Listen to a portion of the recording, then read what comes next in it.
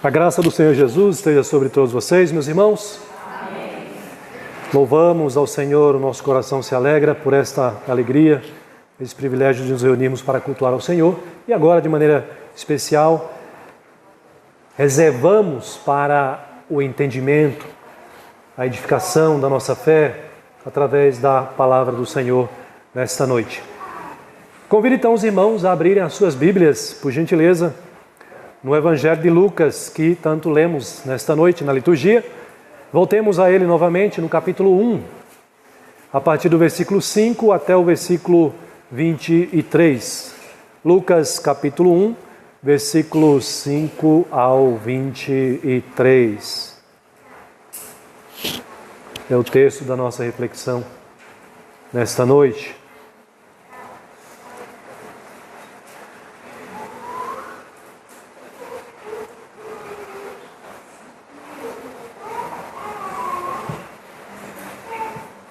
Mesmo assentados e com reverência à palavra do Senhor, os irmãos acompanhem a leitura que eu farei.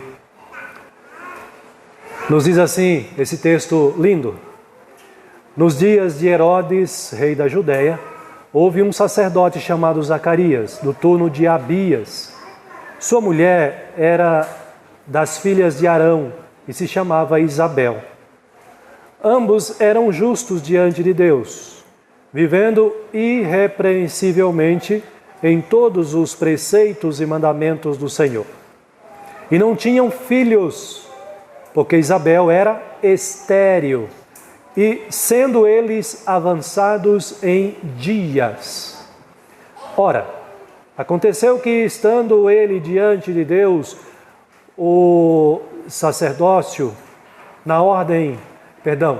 Aconteceu que, exercendo ele diante de Deus o sacerdócio na ordem do seu turno, coube-lhe por sorte, segundo o costume sacerdotal, entrar no santuário do Senhor para queimar incenso. E, durante esse tempo, toda a multidão do povo permanecia da parte de fora orando. E eis que apareceu um anjo do Senhor em pé, à direita do altar do incenso. Vendo-o Zacarias, turbou-se e apoderou-se dele o temor. Disse-lhe, porém, o anjo: Zacarias, não temas, porque a tua oração foi ouvida. E Isabel, tua mulher, te dará à luz um filho, a quem darás o nome de João. Em ti haverá prazer e alegria, e muitos se regozijarão com o seu nascimento. Pois ele será grande diante do Senhor, não beberá vinho nem bebida forte, e será cheio do Espírito Santo, já do ventre materno. E converterá muitos dos filhos de Israel ao Senhor, seu Deus. Irá adiante do Senhor, no espírito e poder de Elias, para converter o coração dos pais aos filhos, converter os desobedientes à prudência dos justos e habilitar para o Senhor um povo preparado. Então perguntou Zacarias ao anjo: como saberei isto? Pois eu sou velho e minha mulher avançada em dias. Respondeu-lhe o anjo: eu sou Gabriel, que assisto diante de Deus, e fui enviado para falar-te e trazer-te estas boas novas. Todavia, ficarás mudo e não poderás falar até o dia em que estas coisas venham a realizar-se, porquanto não acreditaste nas minhas palavras, as quais a seu tempo se cumprirão. O povo estava esperando a Zacarias e admirava-se de que tanto se demorasse no santuário. Mas, saindo ele, não lhes podia falar. Então entenderam que tivera uma visão no santuário e expressava-se por acenos, permanecia mudo. Sucedeu que, terminados os dias do seu ministério, voltou para casa. Aleluia. Amém. Queridos, o Evangelho de Lucas é o Evangelho que apresenta para nós a mensagem soberana do reino de Deus. E essa mensagem soberana do reino de Deus, ela é apresentada sob a perspectiva do plano soberano de Deus para a nossa salvação. Lucas apresenta a mensagem soberana do reino de Deus. E essa mensagem soberana, ela se dá sob a perspectiva, obviamente, do plano perfeito de Deus para a nossa salvação. É curioso porque Lucas não é um dos 12. Lucas não viu o Senhor Jesus. Lucas é considerado por Paulo como um gentio, não um judeu. Lucas era médico. Não era um sacerdote ou da família da linhagem sacerdotal, não era um líder religioso, mas Lucas foi um grande servo de Deus. Ele teve a oportunidade, a grata oportunidade de conviver ao lado do apóstolo Paulo por um período de aproximadamente 10 anos. Ele teve a oportunidade de presenciar e estar com Paulo em algumas prisões, em alguns cárceres. E nessas oportunidades, em uma delas, ele teve a experiência de conviver por um período de 2 anos, juntamente com Paulo, preso.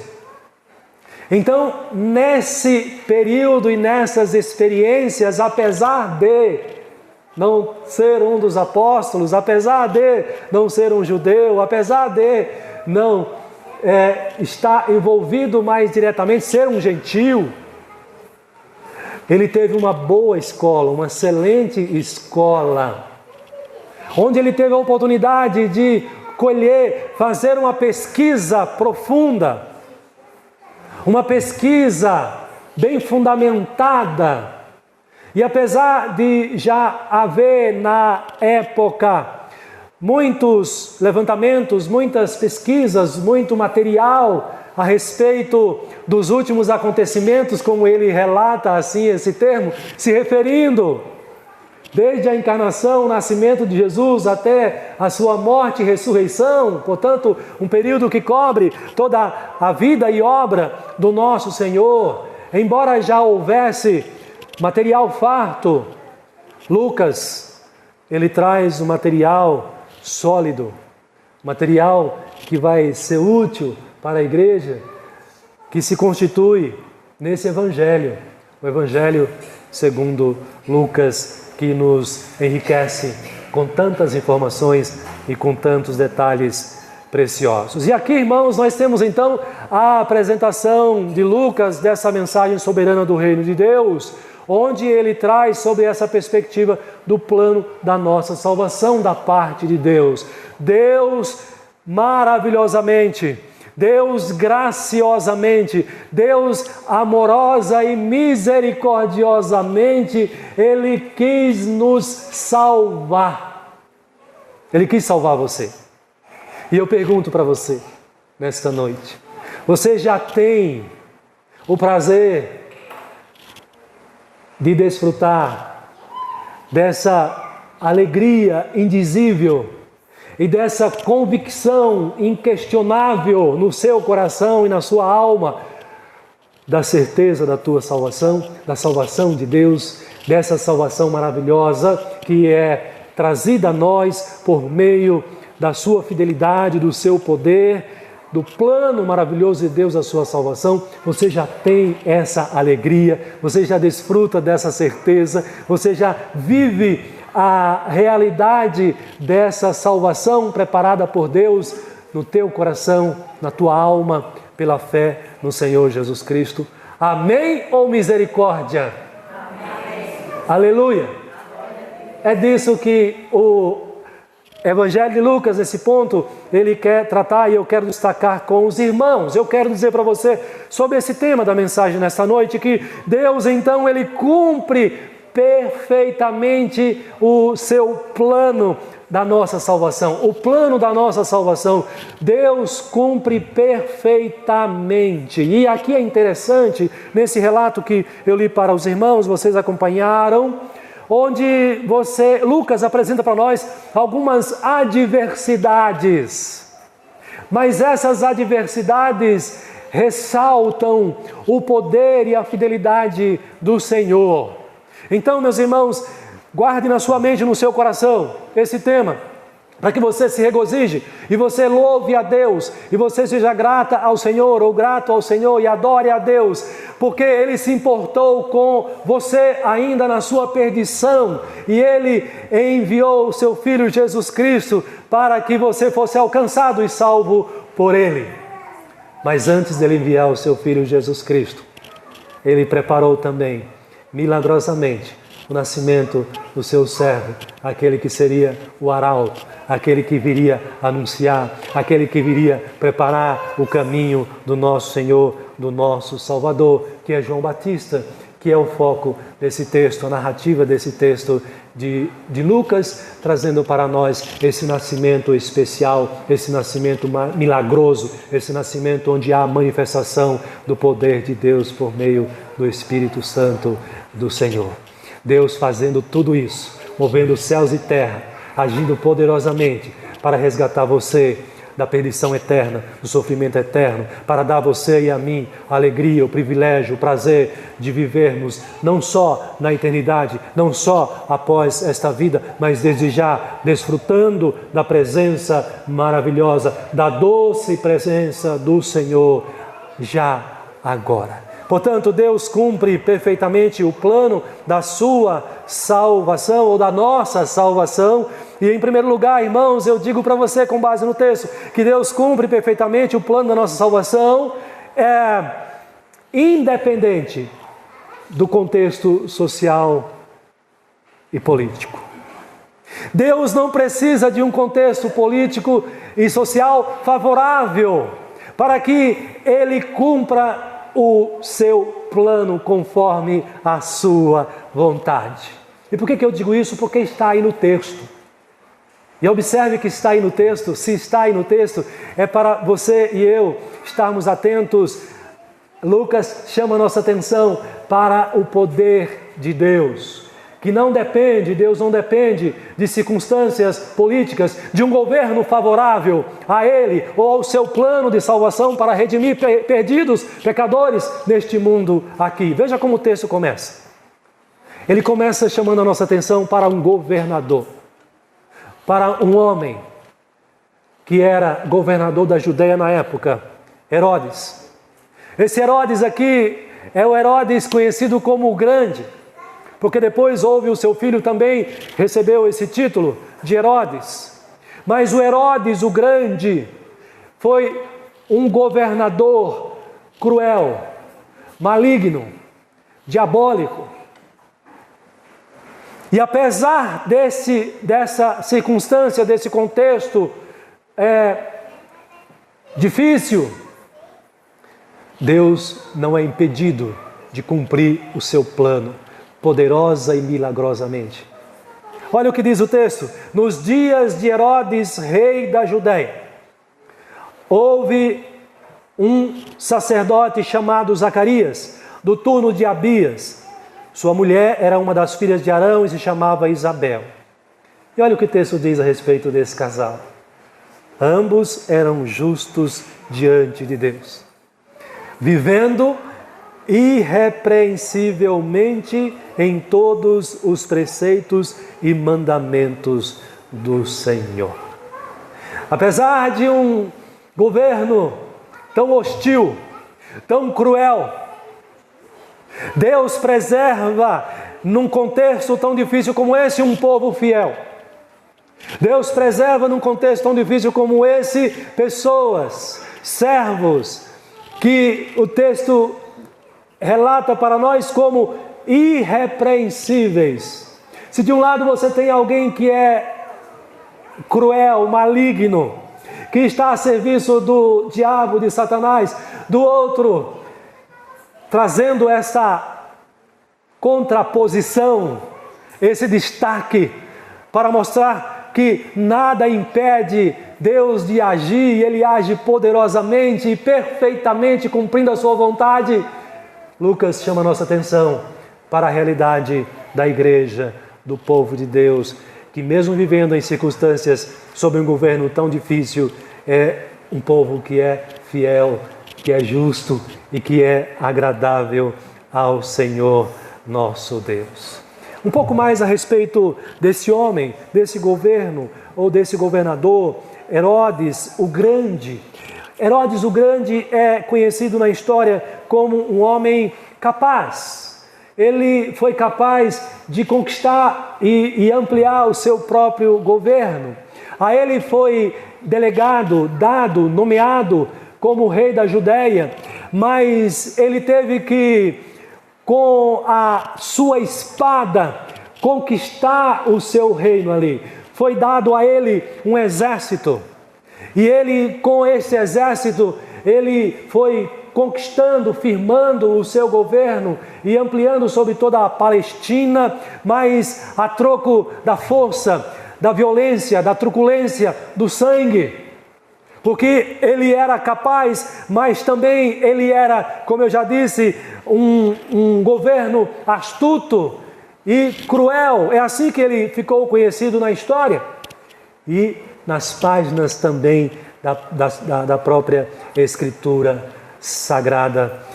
Herodes o Grande, ele estava disposto a fazer de tudo sob a menor das ameaças de perder o seu próprio reino.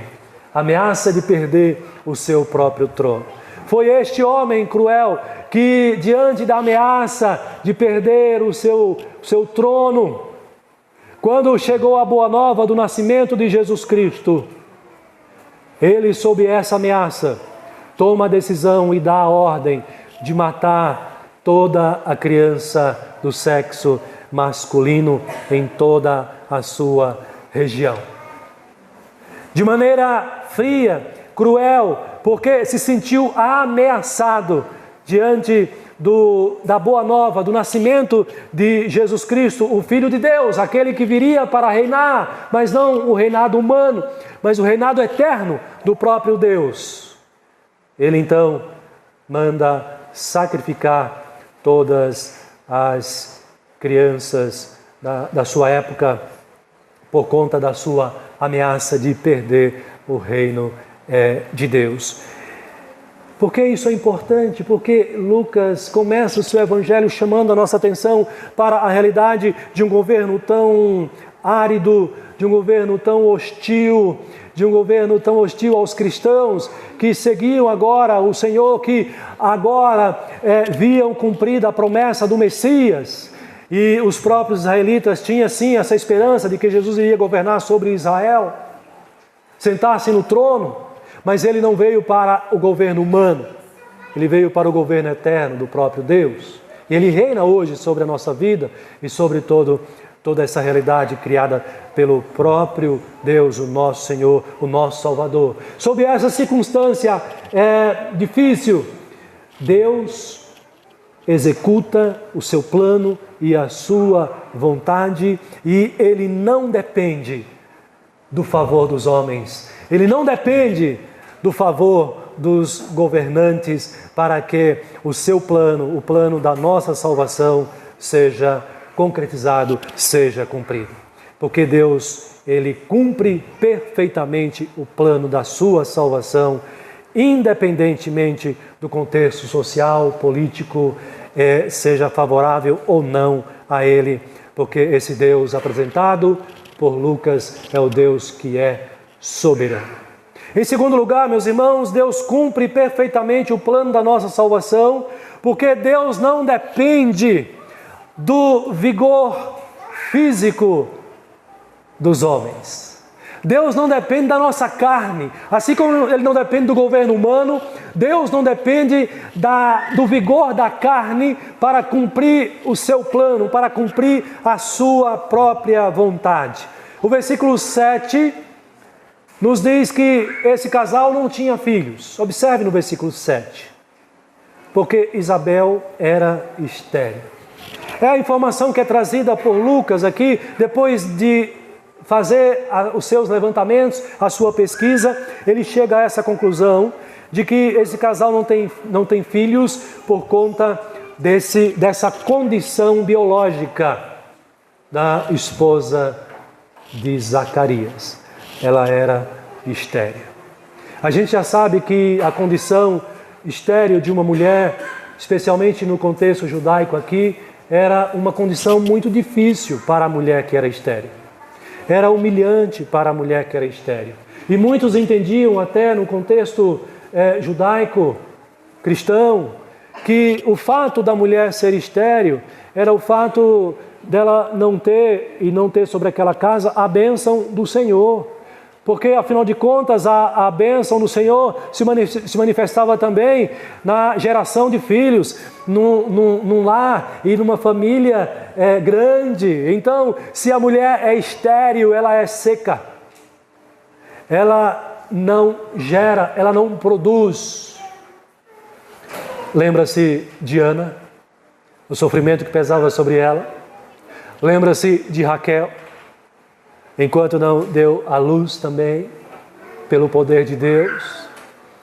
Nós encontramos na história, em outras histórias de servas de Deus que passaram por essa dificuldade, e Ana se encontra nesse contexto também, uma condição biológica totalmente adversa ao plano de Deus. Porque Deus havia afirmado no Antigo Testamento, trazido a profecia de que sim, Ele enviaria o seu filho ao mundo. Nasceria de uma mulher. Mas antes disso, Deus já havia profetizado que viria aquele que seria conhecido como a voz do que clama no deserto. Assim como era costume dos reis por onde passavam nas cidades, à frente do rei ia o arauto anunciando, proclamando, para que a cidade se preparasse, os moradores se preparassem e prestassem as devidas condolências, as devidas reverências à autoridade real que vinha logo após o arauto. João Batista recebe este chamado, essa vocação, essa missão para ser o arauto, não de um rei humano, mas para ser arauto do Rei dos Reis e do Senhor dos Senhores. Portanto, antes de Jesus vir ao mundo, antes de Jesus iniciar o seu ministério, se faz necessário cumprir a profecia a respeito de João Batista. Como é isso possível? Como será isso possível? Se aquela que foi escolhida é estéril? Como será isso possível se o casal escolhido para gerar este prometido, para cumprir essa profecia, além da mulher ser estéril, eles são, diz o texto, final do versículo 7, avançado em dias. Não há a mínima chance, não há a mínima condição, biologicamente, cientificamente, humanamente, porque a carne já venceu o prazo do seu vigor, já não há mais esperanças, e certamente foi essa a causa, embora não justifique, da descrença do sacerdote Zacarias. Como poderá a minha mulher ainda dar à luz já avançada em dias? E veja que ele nem citou a questão do fato dela ser estéril. Como a minha esposa pode gerar um filho se nós já somos idosos, avançados na idade, já passou o tempo fértil da minha esposa? Ah, meus irmãos, mas quando Deus quer, já diz o apóstolo Paulo, agindo eu, quem impedirá? Agindo eu, quem impedirá? Olha que coisa maravilhosa! Essa mensagem deve trazer alegria indizível ao nosso coração, e é por isso que o apóstolo Pedro chama, exorta os cristãos e também a nós, dizendo que essa deve ser a causa da nossa alegria, e é nisso que nós devemos exultar, porque o nosso nome e nós estamos sendo guardados pelo poder de Deus para a salvação preparada desde os tempos eternos. Por isso, essa deve ser a razão da nossa alegria, porque Deus, na eternidade, desejou salvar a tua vida da perdição eterna. Ele não quis que você continuasse separado dele. Mas como Deus pode salvar se aquela de quem vai nascer o profeta, a voz do que clama no deserto, é estéril? Se eles já estão avançados em dias. O que nós estamos vendo aqui, maravilhosamente, no Evangelho de Lucas, é que para Deus não há impossíveis. Deus cumpre perfeitamente o plano da nossa salvação, porque Ele não depende do vigor físico ou da fertilidade humana. Aleluia. É isso que Lucas chama a nossa atenção aqui, irmãos. Apesar de um cenário improvável, Lucas está chamando a nossa atenção e dizendo para você levantar os seus olhos, não olhar para as circunstâncias, não olhar para as dificuldades, mas olhar para aquele que fez a promessa, porque Ele é poderoso e Ele cumpre perfeitamente a sua promessa da salvação. Pastor, mas eu tenho dúvida da minha salvação. Pastor, às vezes eu não tenho certeza da minha salvação. Pastor, às vezes eu acho que eu não mereço ser salvo. Não merece mesmo. Não olhe para você, não olhe para o seu pastor, olhe para o pastor supremo, olhe para o Deus que é poderoso, que é perfeito, e Ele está cumprindo as suas promessas. Percebe isso que Lucas está chamando a sua atenção aqui? Lucas está mandando você olhar para o que está relatado aqui. Lucas está dizendo, olha, os últimos acontecimentos, o que aconteceu entre nós nos últimos dias, é tão somente Deus cumprindo a sua promessa da nossa salvação perfeitamente. Mas em terceiro lugar, meus irmãos, Deus cumpre perfeitamente a sua promessa, porque Ele não depende do governo humano, não depende da fertilidade humana, do vigor da carne. E em terceiro lugar, Deus sequer depende da nossa fé para cumprir a sua promessa de salvação. Deus não depende da sua fé. Deus não depende de que você confie nele para que Ele cumpra o plano da salvação dele neste mundo aqui. Por que, pastor, você está dizendo isso? Observe, versículo 8. Ora, aconteceu que, exercendo ele diante de Deus o sacerdócio, aqui Zacarias era o sacerdote. Havia nessa época uma divisão entre os grupos que restaram, que vieram do exílio, mas que felizmente estão ativos ainda, e o serviço do templo, a adoração, os sacrifícios estão ativos, por conta também do trabalho dos sacerdotes. E os sacerdotes que restaram, coube a eles uma determinada divisão, e que, de acordo com a quantidade de sacerdotes, cada sacerdote teria que exercer o seu ministério a cada 2 anos, no período de 1 semana, que era o tempo que dava para cada um. Então não era um número pequeno de sacerdotes ainda, percebe isso?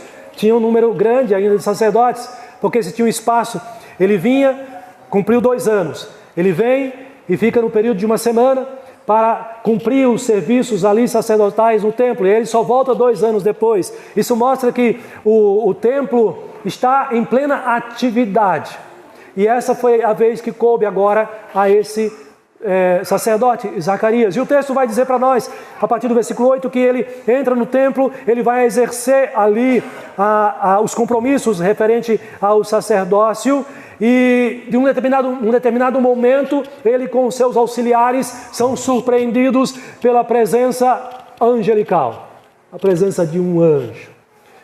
E o texto nos diz no versículo 11, eis que lhe apareceu um anjo do Senhor, em pé à direita do altar. Irmãos, esse período aqui é um período que houve logo depois do período intertestamentário, Claro que aqui Jesus já tinha sido encarnado, já tinha passado-se mais de 30 anos, mas aqui ainda antes do nascimento de Jesus, aqui é o pré-anúncio do nascimento de Jesus. Então, portanto, aqui é o período, ainda o finalzinho ali do período intertestamentário, período conhecido ainda como um silêncio de Deus. Isso é importante porque não era comum essas manifestações sobrenaturais da presença do Senhor. O que explica um pouco aqui o espanto de Zacarias. Embora fosse sacerdote, embora estivesse ministrando diante do Senhor, e esperássemos dele atitude de fé, mas ele é surpreendido, e o texto diz da reação dele, que ele turbou-se, ele ficou perturbado, ele ficou com muito medo, com muito temor, e o anjo o consola, no versículo 13, dizendo: não temas, porque a tua oração foi ouvida. Aqui é interessante essa fala do anjo, porque ele não diz: a oração do povo que está lá fora foi ouvida. Lembra, o povo está orando lá fora. Enquanto Zacarias está ministrando no templo, o povo está orando lá fora. Mas o anjo não se refere à oração do povo. O anjo se refere à oração de Zacarias. Ele diz: olha, a tua oração foi ouvida. Certamente, irmãos, como é comum aos casais que não têm filhos, casais cristãos, o que eles fazem? Eles oram a Deus. Eles clamam ao Senhor. Não é? Senhor, tem misericórdia.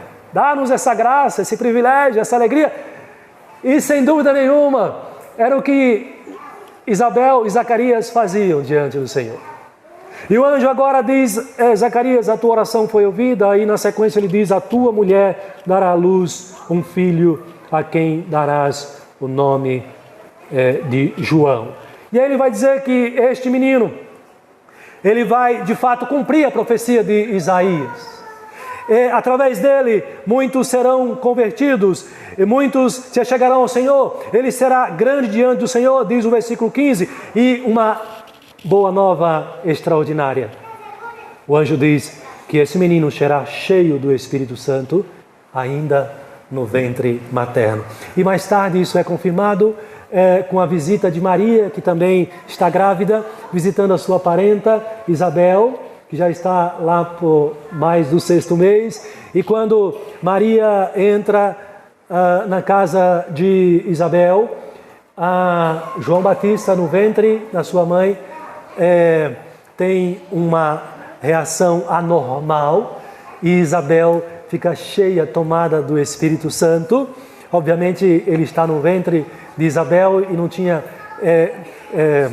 Deus abençoa também Isabel ali, e ela também é tomada pelo Espírito Santo, e essa profecia que se cumpre nesse momento na vida também de João Batista. E esse menino vai nascer, vai crescer, e vai se cumprir essa profecia, que ele vai ser grande diante do Senhor e converterá muitos, e irá adiante do Senhor no Espírito e no poder de Elias, no espírito e no poder de Elias. Mas, irmãos, o meu ponto aqui é o que vem lá no verso 19. Qual foi a reação de Zacarias? Talvez diante da palavra do Senhor, em algum momento você já duvidou também, como Zacarias. Talvez em algum momento você deixou de crer na palavra do Senhor, na promessa do Senhor, e você duvidou. Foi o que aconteceu com Zacarias. O verso 18 diz: então perguntou Zacarias ao anjo: como será isto? Pois eu sou velho e a minha mulher avançada em dias. Respondeu o anjo: eu sou Gabriel. Observe que aqui o anjo faz uma apresentação dele. Isso é importante, porque o anjo Gabriel, ele vai dizer que ele é este, e o que ele é, o que ele faz, qual que é o seu ministério. Ele diz: eu assisto diante do Senhor. Verso 19: sou Gabriel, que assisto diante de Deus. E você sabe que o anjo é mensageiro de Deus. Gabriel não foi diferente. Gabriel assistia diante da presença do próprio Deus. E Gabriel foi convocado pelo próprio Deus para trazer a Zacarias essa mensagem especial. Não poderia restar dúvidas, não poderia restar incredulidade, falta de fé. o anjo diz: eu assisto diante de Deus e fui enviado para falar-te e trazer-te esta boa nova, Zacarias, e você está duvidando da mensagem real, da mensagem do próprio Deus. Zacarias, isso não se faz. Não se duvida da mensagem de Deus, não se duvida da palavra do Senhor. Pela incredulidade de Zacarias, ele foi castigado. No momento mais especial da vida de Zacarias, no momento mais importante da vida de Zacarias, observe o paralelo de Lucas aqui. O anjo foi enviado da parte de Deus para trazer uma mensagem especial para Zacarias. A mensagem de que Deus estava cumprindo o plano da sua salvação. Essa mensagem é por demais especial. E o anjo cumpre, o anjo fala, o anjo verbaliza para Zacarias. Não há nenhum impedimento para ele trazer e entregar essa boa nova. Zacarias recebe essa mensagem, recebe a notícia que ele esperou ao longo de muitos anos da sua vida. Mas agora ele é impedido de anunciar. Ele é impedido de sair do templo e encontrar a sua esposa, encontrar os seus parentes, encontrar os fiéis e transmitir essa boa nova. Estamos grávidos pela fé, estamos grávidos. Deus nos agraciou porque ele desobedeceu. Ele está mudo porque ele duvidou. Mas repara o ponto aqui, desse terceiro ponto aqui. Deus não depende da nossa fé para cumprir a sua vontade, o plano da sua salvação. Ainda bem. Deus não depende da nossa confiança nele para que ele cumpra o propósito da sua salvação. Zacarias certamente conhecia essa profecia de Isaías, certamente ele conhecia. Mas, ao receber do anjo essa boa mensagem, ele não creu, ele duvidou. Por vezes é possível que você duvide da sua salvação, mas ainda bem que a sua salvação não depende da sua fé, não depende da sua confiança, que por vezes nós, na nossa pequena fé, nós falhamos diante do Senhor. A tua salvação depende da vontade do Senhor, depende do seu poder, depende do seu favor, dependeu do seu plano. E se Ele quis te salvar, e se Ele já te alcançou, não duvide, não duvide, não olhe para você, não olhe para a sua capacidade, não olhe para as suas obras, confie na sua promessa, confie no seu plano, confie na sua palavra e no seu poder, porque Ele é poderoso para cumprir a sua plano da sua salvação. Mas em último lugar, meus irmãos, Deus cumpre perfeitamente o plano da sua salvação, porque Ele é fiel à sua própria palavra. Deus é poderoso, mas Deus é fiel. Deus fez uma aliança no passado com Abraão, porque Ele quis salvar a nossa vida.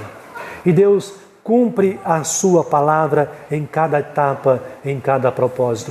O versículo 24 do nosso texto, 25, diz que passado estes dias, Isabel, sua mulher, concebeu e ocultou-se por 5 meses, dizendo: assim me fez o Senhor, contemplando-me para anular o meu opróbrio, a minha vergonha, o meu vexame, a minha humilhação diante dos homens.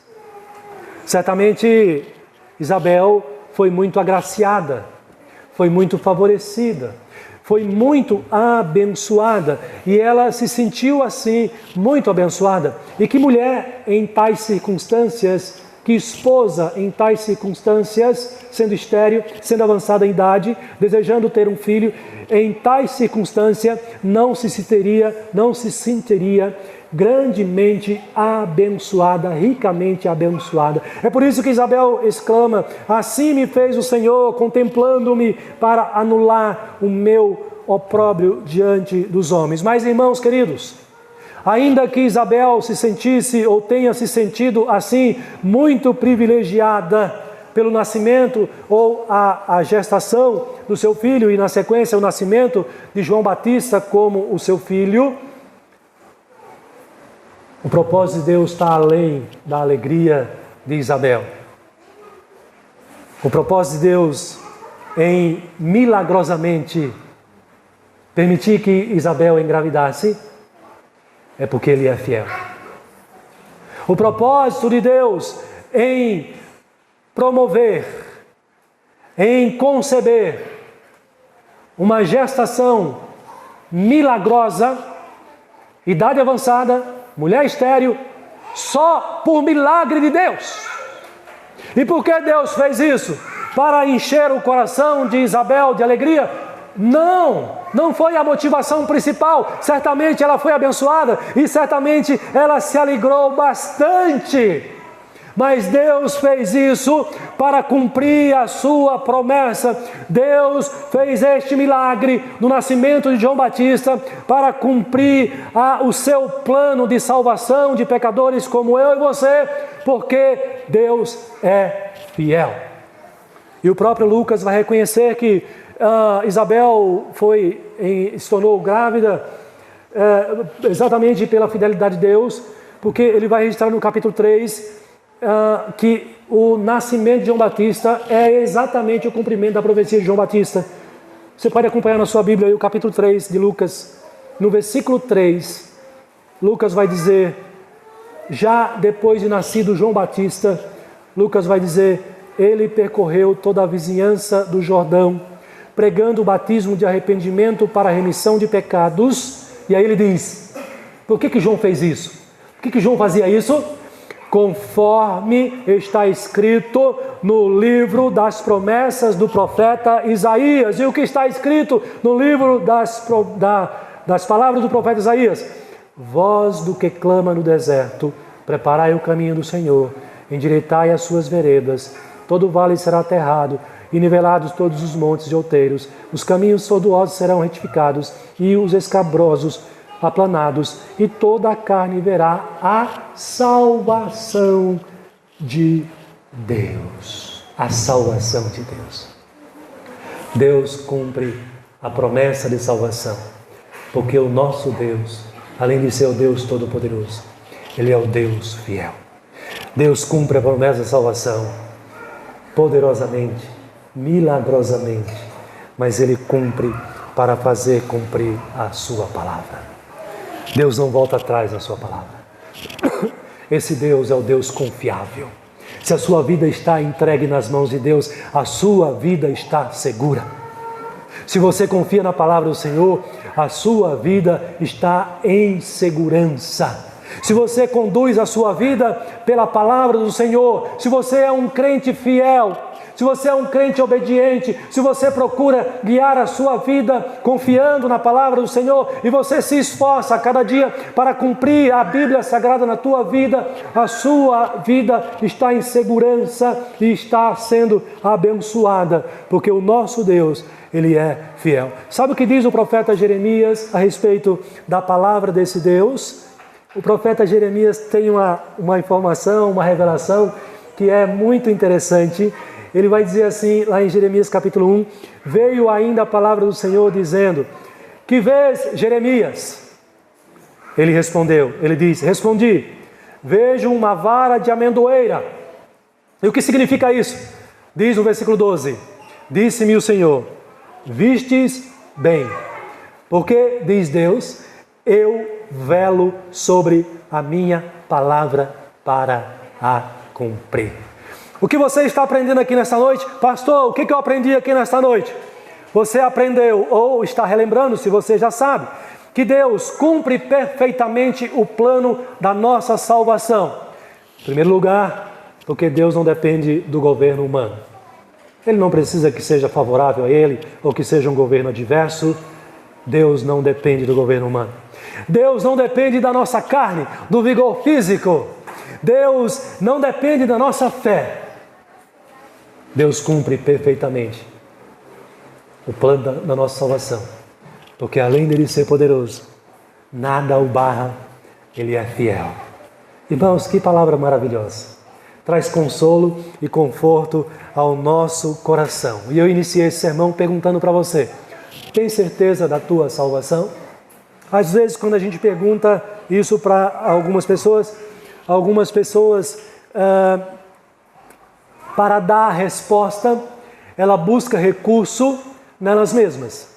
elas buscam recursos ou fundamentos para essa resposta nelas mesmas. Quando a pessoa faz isso, ela nunca vai encontrar segurança para essa resposta. Ela nunca vai estar tranquila e em paz, porque a nossa salvação não depende do que nós podemos fazer para sermos salvos. Então, eu comecei perguntando e termino relembrando a você sobre essa pergunta. Você tem certeza da sua salvação em Cristo Jesus? Pastor, eu tenho. Eu tenho. Não por mim.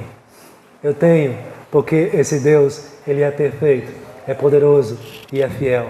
Essa é a resposta que deve confortar e consolar o teu coração e te dar segurança. E se a graça já te alcançou, louve a Deus. E a gente brinca, né? Às vezes, alguns motivos a gente deve louvar a Deus de pé. Esse é um dos motivos que você deve louvar a Deus de pé, pular e glorificar a Deus, como Davi fez quando trazia a arca para Jerusalém, porque Deus quis te alcançar.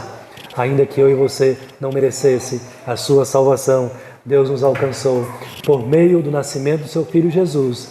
Mas para isto, Ele enviou o arauto, João Batista, para ser aquele que iria preparar o caminho. E sem Ele, o Messias, o menino Jesus, não viria a este mundo. Então Deus cumpre cada etapa do seu plano de maneira poderosa e de uma maneira fiel. Louvado seja o nosso Deus. Amém.